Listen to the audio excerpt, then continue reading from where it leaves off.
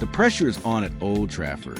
Tomorrow, Manchester United face Chelsea in what already feels like a season-defining clash. Ruben Amorim, United's new head coach, finds himself at a crossroads. Can he steady the ship, or will the cracks widen after a turbulent start to the campaign?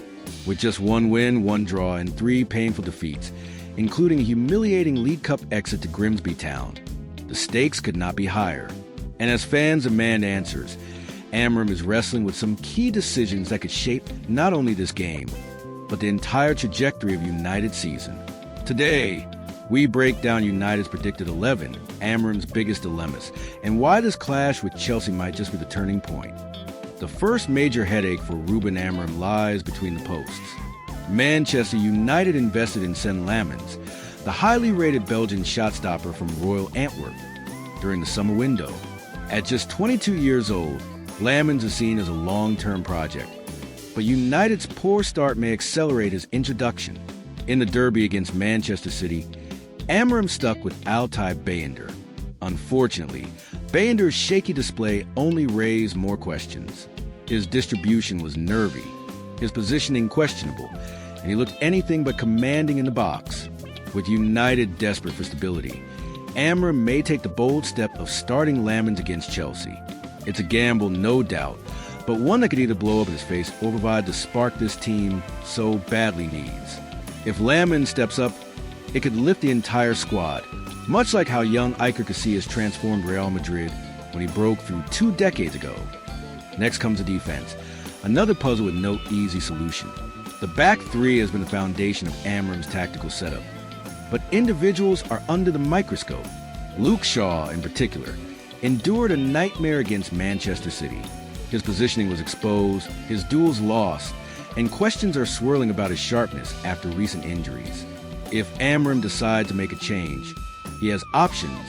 Noussair Mazraoui could slot in at right center-back, with Leny Yoro shifting over to the left.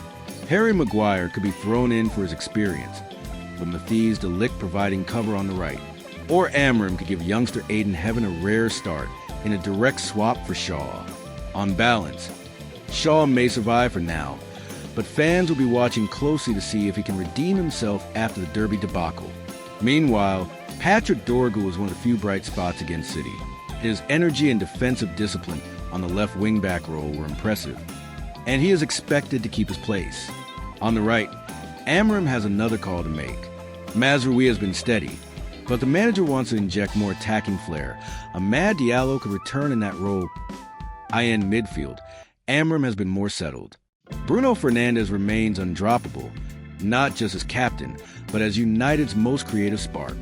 Alongside him, Manu Ugarte provided bite and intensity against City, showing why Amorim pushed to bring him in. That pairing worked well, but Amorim still has depth to choose from. Case Moreau, though aging, offers experience and composure in high-pressure fixtures like Chelsea.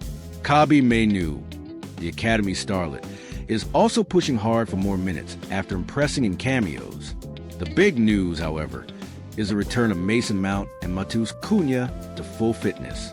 Mount, a former Chelsea star, will be itching to make a statement against his old club. But Cunha's dynamism may be even more vital. The Brazilian's ability to drive forward, press aggressively, and link up with the forwards could give United a much-needed edge. This is where Amorim's biggest decision lies: how to set up the front 3. At the heart of it all is Benjamin Šeško. The Slovenian striker has the talent to be United's main man, but his finishing has been inconsistent. Do you trust him to lead the line against Chelsea's backline, or do you shake things up? One likely scenario is Cunha on the left forward role, adding drive and flair. Šeško as a center forward, tasked with finishing chances.